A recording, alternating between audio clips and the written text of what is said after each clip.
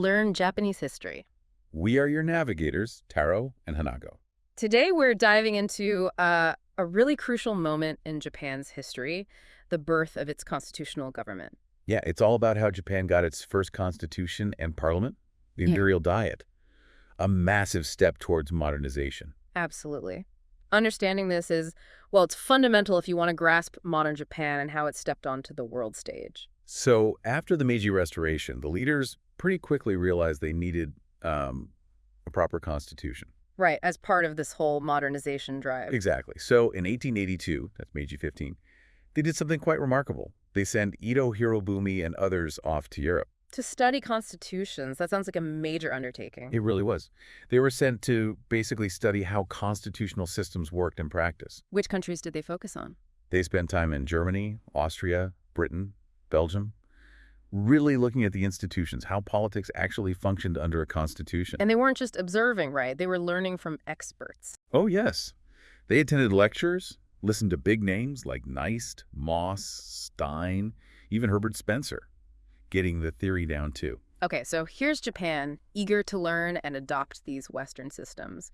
What did the Europeans think about this? Were they impressed? Or Well, that's where it gets really interesting. A lot of the European politicians and scholars they met were actually quite cautious. cautious how? They often felt Japan's reforms since the Restoration were maybe too fast, Huh? too radical even. Like, whoa, slow down. Kinda, yeah. There was this undercurrent of doubt, questioning if Japan was truly ready for constitutional politics. Could society handle such rapid change? Worried about stability, perhaps. That seems to be part of it. Some even advise that if Japan did set up an assembly, maybe it shouldn't have the power to decide the budget. Really, limiting its power right from the start. Exactly. A Yeah. sign of their hesitation, I think. They were wary about handing over too much control too quickly. But the Japanese delegation, they listened, but didn't necessarily follow that advice. That's key. They absorbed these concerns, understood the warnings, Yep.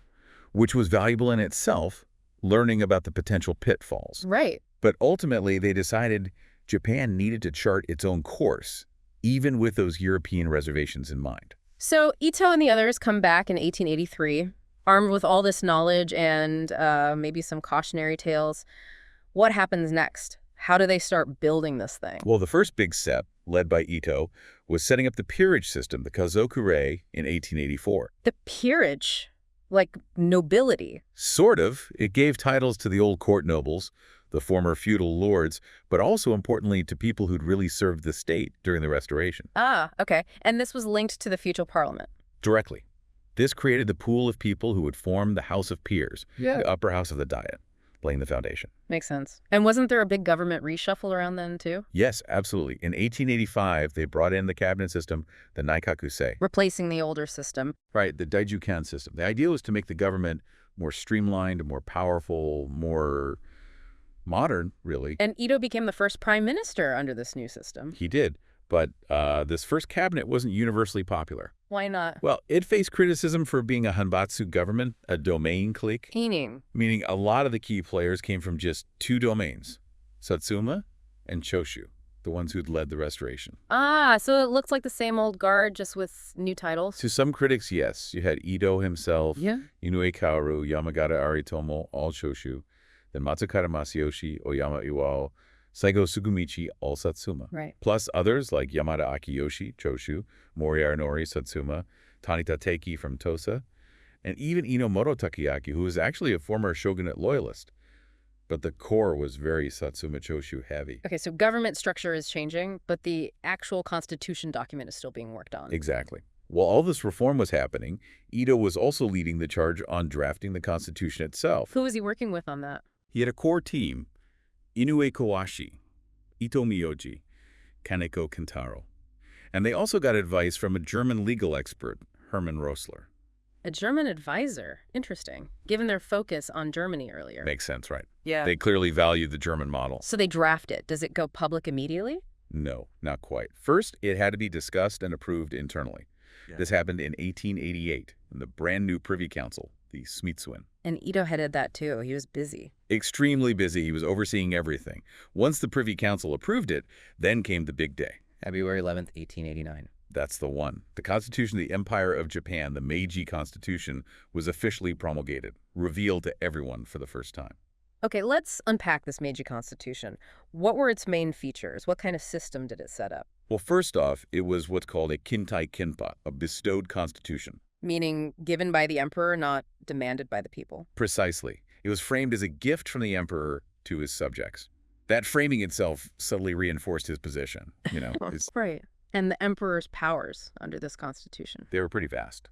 He was the head of state, supreme commander of the army and navy, had the power to declare war, make peace, sign treaties. Appoint officials, issue emergency orders. All of that.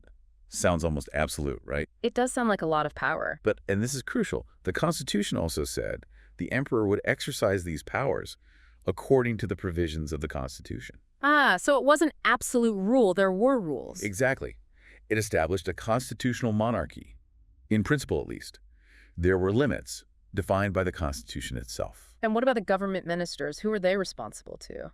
They were appointed to advise the emperor, and technically they were responsible to him. Their responsibility to the Diet, the parliament, that wasn't really clearly spelled out. A bit ambiguous there. Definitely an area that would cause friction later on.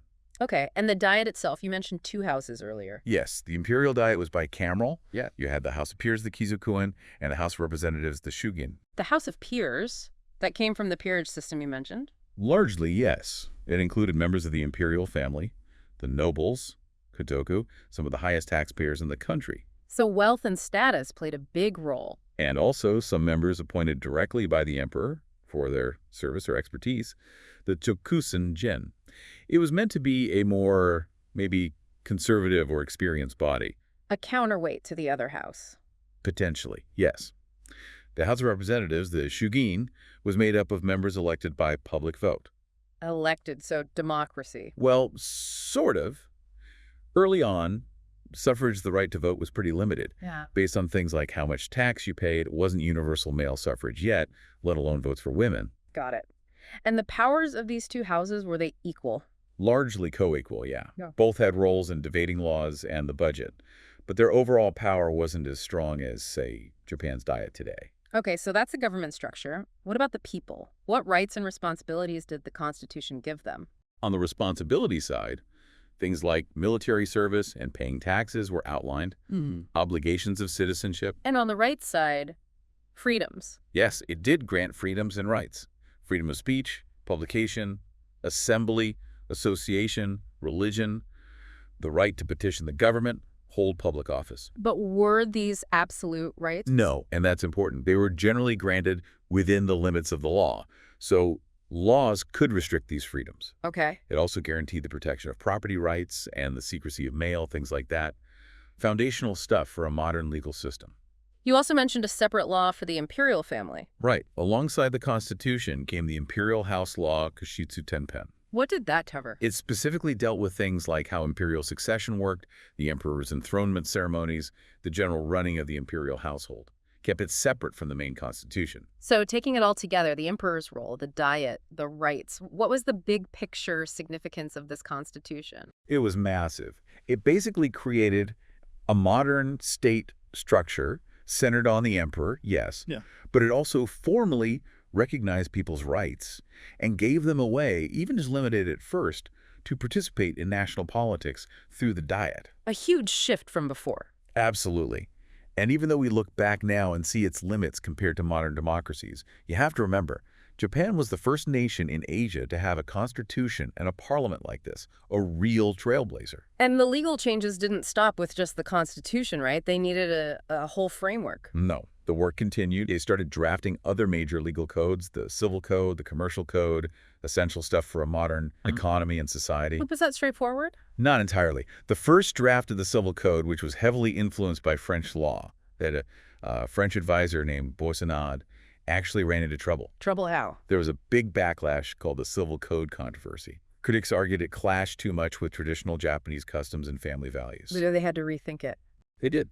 They postponed it and came up with a revised version, the Meiji Civil Code. And how was that different? This version put much more emphasis on the traditional family structure, the IG, and the strong authority of the head of the household, the koshu. And what did that mean for women? Unfortunately, yeah, women's legal status remained quite low under this code, very patriarchal. And they were setting up local government, too. Yes, organizing things at the ground level. They established systems for cities, towns, villages, shisei, chusansei, and also for prefectures and counties, fusei, gunsei. But still quite centralized. Oh, yes. The prefectural governors, for instance, were appointed by the central government, not elected locally. Power was still very much held at the center. So the constitution is in place, the diet is formed. Did things run smoothly politically? Or were there immediate clashes? Oh, there were clashes almost immediately. You had the government, remember, trying to stay sort of above politics, this Chusen Shugi or transcendental idea. Right, claiming not to be partisan. Exactly. Yeah. But then you had the popular rights advocates who wanted the parliament to have real power. They started regrouping their political forces, forming parties. The Mincho, the People's Parties. Yes, fueled by things like the Daidu Danketsu Undu, the Great Unity Movement.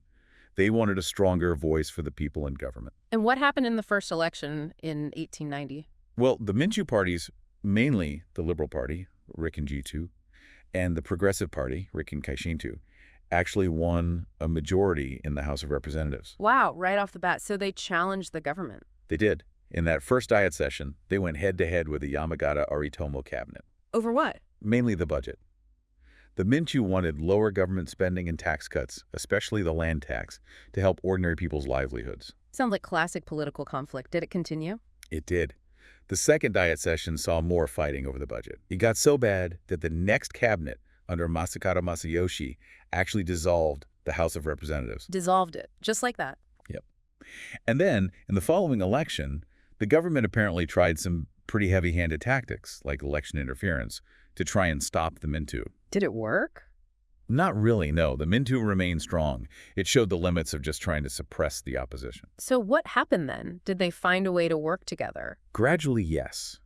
When Ito Hirobumi formed his second cabinet in 1892, there started to be moves towards cooperation, particularly between the government and the Liberal Party, trying to find some stability. It's interesting. You mentioned earlier they looked heavily at the German model. Yes. But this development where the government starts needing support from a majority party in the Diet, that wasn't really happening in Germany then, was it? That's a really sharp point. No, it wasn't.